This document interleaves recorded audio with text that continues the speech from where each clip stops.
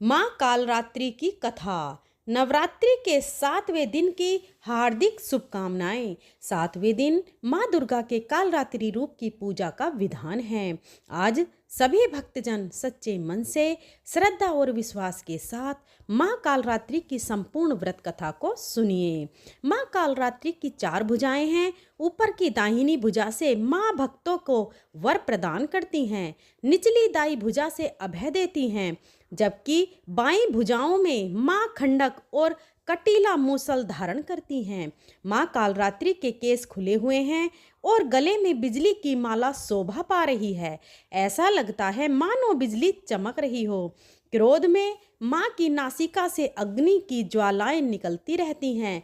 माँ कालरात्रि गर्दभ यानी गधे की सवारी करती है।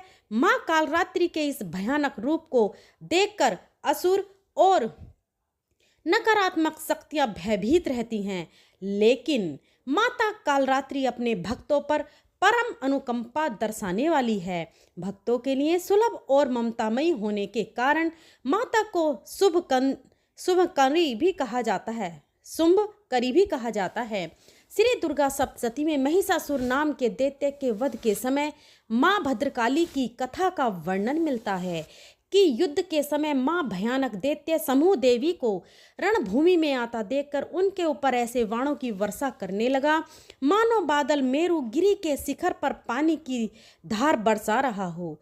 तब देवी ने अपने बाणों से उस बाण समूह के अनायास ही काटकर उसके घोड़े और सारथियों को भी मार डाला। साथ ही उसके धनुष और अत्यंत ऊंची ध्वजा को तुरंत काट गिराया। धनुष कट जाने पर उसके अंगों को अपने बाणों से बींध डाला और भद्रकाली ने शूल का प्रहार किया। उससे राक्षस के शूल के सैकड़ों टुकड़े हो गए और वह महादैत्य प्राणों से हाथ धो बैठा। इसी प्रकार चंड और मुंड के वध के लिए माँ विकराल मुखी काली प्रकट हुई। मार्कंडेय ऋषि कहते हैं कि इसके बाद शुंभ की आज्ञा पाकर वे चंड मुंड और दैत्य चतुरंगणी सेना के साथ अस्त्र शस्त्रों से सुसज्जित होकर चल पड़े। फिर गिरिराज हिमालय के स्वर्ण में ऊंचे शिखर पर पहुंचकर उन्होंने सिंह पर बैठी देवी को देखा। उन्हें देखकर दैत्य लोग तत्परता से उन्हें पकड़ने का प्रयास करने लगे। तब देवी अंबिका ने उन शत्रु के प्रति बड़ा क्रोध किया। उस समय क्रोध के कारण उनका मुख काला पड़ गया, ललाट में बोहें टेढ़ी हो गईं और वहीं से तुरंत विकराल मुखी काली प्रकट हुई जो तलवार और पास लिए हुए थी। वे विचित्र खड़ग वाग धारण किए और चीते की चर्म की साड़ी पहने नर मुंडों की माला से विभूषित थीं। उनके शरीर का मांस सूख गया था, केवल हड्डियों का ढांचा था जिससे वे अत्यंत भयंकर जान पड़ती थी। उनका मुख बहुत विशाल था, जीभ लपलपाने के कारण वह और भी डरावनी लग रही थी। उनकी आंखें भीतर को धसी हुई और कुछ लाल थीं। वे अपनी भयंकर गर्जना से संपूर्ण दिशाओं को गुंजा रही थीं। बड़े बड़े दैत्यों का वध करती हुई वे कालिका देवी बड़ी तेजी से दैत्यों की उस सेना पर टूट पड़ी और उन सबको खाने लगी। तीनों लोकों में राक्षस शुंभ, निशुंभ और रक्तबीज दैत्य ने हाहाकार मचा रखा था। सभी देवतागण चिंतित थे। सभी देवी देवता मिलकर भगवान शिव के पास गए और रक्षा की प्रार्थना की। तब महादेव ने मां पार्वती से असुरों का संहार कर अपने भक्तों की रक्षा के लिए कहा। इसके बाद माता पार्वती ने दुर्गा जी का रूप धारण किया और शुंभ निशुंभ का वध कर दिया। अब देवी के सामने असली चुनौती राक्षस रक्तबीज ने पेश की। जैसे ही माँ दुर्गा रक्तबीज को मारती और उसके खून की बूंदें धरती पर गिरती, वैसे ही उसके ही जैसे लाखों रक्तबीज पैदा हो जाते, जिससे माता क्रोधित हो गई। उनका वर्ण श्यामल हो गया और इसी स्वरूप से माँ कालरात्रि का प्रकाट्य हुआ। दैत्य रक्तबीज एक ऐसा दानव था जिसे वह वरदान मिला हुआ था कि जब जब उसके रक्त की एक बूंद भी धरती पर गिरेगी, तब हर बूंद से एक नया रक्त भी जन्म लेगा, जो कि रूप और शक्ति में उसी के समान होगा। ऐसे में माँ कालरात्रि ने रक्त बीज की गर्दन काटकर उसे खप्पर में रख लिया ताकि रक्त की बूंदें नीचे ना गिरें और उसका सारा खून पी गई और इस प्रकार देवी ने रक्त बीज की एक भी रक्त की बूंद धरती पर नहीं गिरने दी। रक्त बीज दैत्य के रक्त से उत्पन्न हुए जितने भी रक्त बीज थे वे सब माँ की जिह्वा पर उत्पन्न होते गए और माँ उन सबको भक्षण करती गई। इस प्रकार रक्त बीज दैत्य शक्तिहीन हो गया और फिर माँ काली ने रक्त बीज का वध कर दिया। इस प्रकार माँ काली सदैव अपने भक्तों की रक्षा के लिए तत्पर रहती है। प्रेम से बोलिए माँ काल रात्रि की जय। अब आइए सुनते हैं माता काली की दूसरी पौराणिक कथा। दूसरी कथा के अनुसार एक समय दारुक नामक एक पापी असुर ने ब्रह्मा जी की तपस्या करके उन्हें प्रसन्न कर लिया। ब्रह्मा जी से पाए वरदान के कारण दारुक अत्यंत बलशाली हो गया। वह देवताओं और ब्राह्मणों को परेशान करने लगा। वह उन पर अत्याचार करने लगा और धार्मिक अनुष्ठान यज्ञ बंद करवा दिए और स्वर्ग को चला गया। सभी देवता विचलित होकर ब्रह्मा जी और विष्णु जी के पास सहायता मांगने के लिए चले गए। ब्रह्मा जी ने बताया कि दारुक का नाश सिर्फ स्त्री के हाथ से ही हो सकता है। सभी बड़े बड़े देवता भी उससे युद्ध में हार चुके थे। अंत में अब निश्चित किया गया कि दारुक का वध भगवान शिव की पत्नी माता पार्वती करेंगी। भगवान शिव ने अपना तीसरा नेत्र खोलकर भयानक और प्रचंड महाकाली को जन्म दिया। उनका शरीर काले रंग का था। माता काली के माथे पर तीसरा नेत्र और चंद्र रेखा थी। उनके हाथों में त्रिशूल और कई प्रकार के अस्त्र थे। महाकाली के प्रचंड रूप को देखकर चारों तरफ अग्नि की भयानक लपटें उत्पन्न हो गईं। महाकाली के क्रोध को भगवान शिव ही रोक सकते थे, इसलिए उन्होंने एक बालक का रूप लिया। भगवान शिव शमशान पहुँचे और वहाँ बालक के रूप में लेटकर रोने लगे। छोटे बालक को रोता हुआ देखकर महाकाली का क्रोध शांत हो गया। उनके हृदय में ममता भावना जागृत हो गई। उन्होंने शिवजी रूपी छोटे बालक को उठाया और अपने स्तनों से दूध पिलाने लगी। इसलिए कहते हैं शिवाधात्री। इस प्रकार से शिवजी ने उनके क्रोध को पी लिया। इस प्रकार महाकाली का भयानक और प्रचंड क्रोध शांत हुआ। इसके बाद महाकाली मूर्छित हो गई। उन्हें होश में लाने के लिए भगवान शिव ने तांडव नृत्य किया। होश में आने पर वह पुनः माता पार्वती के रूप में आ चुकी थी। माता पार्वती भगवान शिव का नृत्य देखकर नृत्य करने लगी, जिसके कारण उन्हें योगिनी के नाम से पुकारा जाता है। एक बार प्रेम से बोलिए जय माता काली की, जय माँ पार्वती, जय हो शिव शंकर भगवान की। प्रिय भक्तों, अब आइए सुनते हैं माता रानी की दूसरी कथा। एक राजा एक रानी थे। बहुत दिनों तक उनके कोई संतान नहीं हुई। कई जप तप करने के बाद कई सालों बाद उन्हें एक संतान की प्राप्ति हुई, पुत्र रूप में हुई। अब राजा और रानी बहुत खुशी से अपना राजपाट संभालने लगे। कई दिनों तक ऐसा चलता रहा। देखते देखते पुत्र 4-5 साल का हो गया। एक दिन की बात है, रानी दोपहर में बच्चे के साथ सो रही थी और बच्चे की नींद खुल जाती है। वह उठकर बाहर की ओर जाने लगा, क्योंकि उसे बाहर जाने नहीं दिया जाता था। तो वह माँ को सोता देखकर उसके मन में बाहर जाकर अपनी उम्र के बच्चों के साथ खेलने की इच्छा हुई और वह छिपकर बाहर चला गया। वह खेलते खेलते बहुत दूर चला गया और वह किसी दूसरे गांव में जा पहुंचा।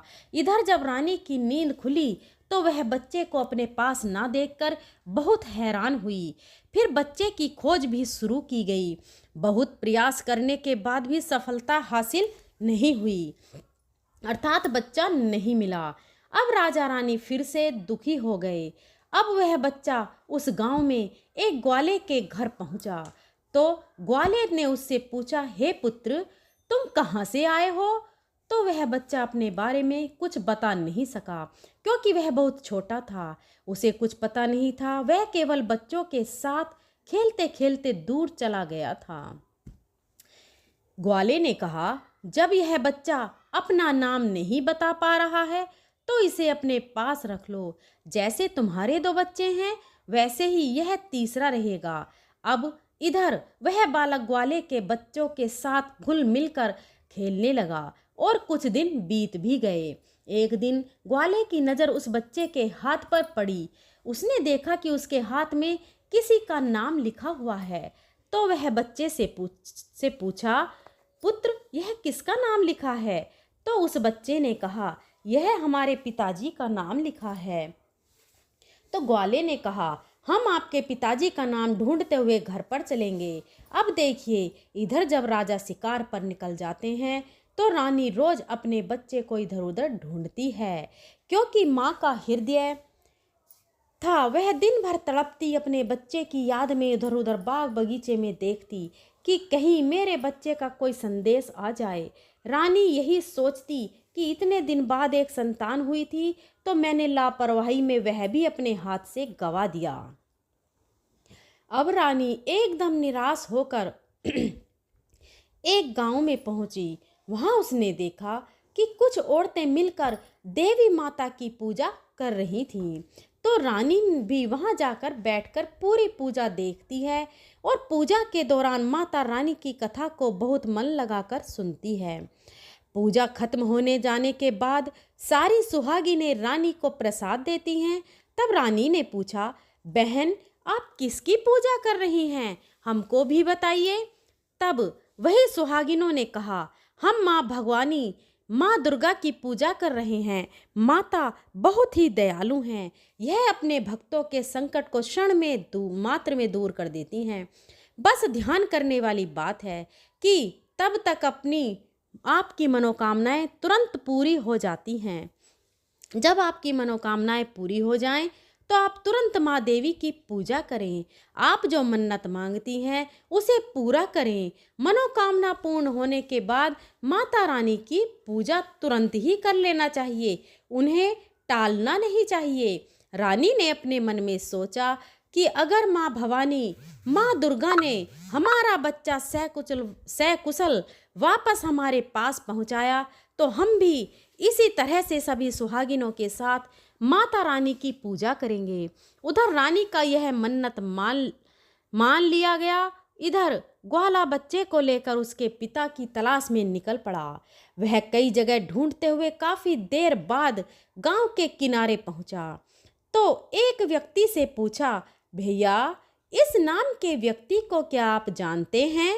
तो उस आदमी ने बताया, हाँ भैया, यह हमारे राजा का नाम है। उनका पुत्र खो गया है। क्या यह उन्हीं का पुत्र है? यह बताकर ग्वाला को घर का पता बताया।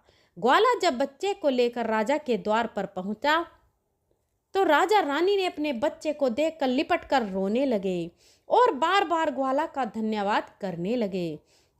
तो राजा ने पूछा, भाई, इसको आपने कहाँ पाया? तो ग्वाला ने कहा, राजा साहब, यह बालक घूमते घूमते हमारे गांव आ पहुंचा था। तब हमने इससे इसका पता पूछा।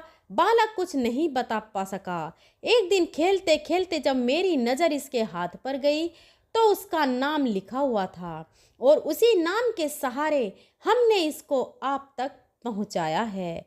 प्रिय भक्तगणों, रानी की खुशी की सीमा न थी। रानी ने राजा से कहा, ग्वाला को खूब धन दौलत देकर विदा कीजिए। लेकिन ग्वाला ने कुछ नहीं लिया और कहा, जितनी खुशी आपको है अपना पुत्र पाकर, उतनी खुशी मुझे भी है कि मैंने आपकी धरोहर को आप तक पहुंचाया है। अंत में राजा ने ग्वाला को धन देकर विदा कर दिया। अब रानी को तुरंत याद आया कि उन्होंने माता रानी की मन्नत मानी थी, उनकी पूजा करने का और नवरात्रि का व्रत करने का। रानी ने राजा से कहा, हमने माँ दुर्गा की मन्नत मानी थी, हमें नवरात्रि का व्रत करना है। हम नवरात्रि का व्रत करेंगे। नगर के कुछ स्त्रियों को निमंत्रण दीजिए और तुरंत माँ भवानी की पूजा कीजिए। रानी ने तुरंत माता की पूजा करने वाली सारी सामग्री इकट्ठा करवाई। माता रानी की पूजा विधिवत की गई। सभी सुहागिनों ने मिलकर माता रानी की विधिवत पूजा की और माँ भवानी दुर्गा माता का गीत गाया। जिन सुहागिनों को माता रानी की कथा आ रही थी, उन्होंने माता रानी की कथा सुनाई। फिर अंत में सभी सुहागिनों ने मिलकर माता रानी की आरती की और उनसे प्रार्थना की, हे माँ, जिस तरह आपने हमारे संकट को दूर किया है, वैसे ही जो आपको याद करे आप उनके भी संकट को दूर करना। हे माँ, आपका स्वभाव बड़ा ही दयालु है, बड़ा ही सहज, बड़ा ही कृपालु है। जय माता रानी। हे माँ भवानी, जिस प्रकार आपने रानी के बच्चे को वापस किया, उसी की गोद भरी, उसके जीवन में खुशियाँ लौटाई, उसी प्रकार सभी माताओं की गोद को हरा भरा रखना, सभी के घर में सुख समृद्धि लाना। जय माँ दुर्गा। ओम नमः शिवाय। अंत में चलिए माता से प्रार्थना करते हैं कि हे परमेश्वरी, मेरे द्वारा रात दिन सहस्रों अपराध होते रहते हैं। यह मैं तेरा दास हूँ, समझ कर मेरे अपराधों को क्षमा करो माता। हे परमेश्वरी, मैं आहन, विसर्जन और पूजन नहीं जानता, मुझे क्षमा करो। हे सुरेश्वरी, मैंने जो मंत्रहीन, क्रियाहीन और भक्तिहीन पूजन किया है, वह स्वीकार करो। हे परमेश्वरी, अज्ञान से, भूल से अथवा बुद्धि भ्रांति से जो न्यूनतम अथवा अधिकता हो गई है, उसे क्षमा कीजिए तथा प्रसन्न होइए। बोलिए जय माता दी। मिलते हैं कल माता रानी के अगली कथा के साथ। अगर आपको ये कथा पसंद आई हो तो अपने फ्रेंड और फैमिली में इसे शेयर करें और लाइक सब्सक्राइब ज़रूर करें। हमारे चैनल सुविचार विद रीना को सब्सक्राइब करें, बेल आइकन को प्रेस करें ताकि आने वाली सभी वीडियो की नोटिफिकेशन आपको मिल सके। अगर मेरे बोलने में कोई त्रुटि हुई हो तो मैं हाथ जोड़कर क्षमा प्रार्थी हूँ। यहाँ तक वीडियो में बने रहने के लिए आप सभी का बहुत बहुत धन्यवाद। जय माता दी।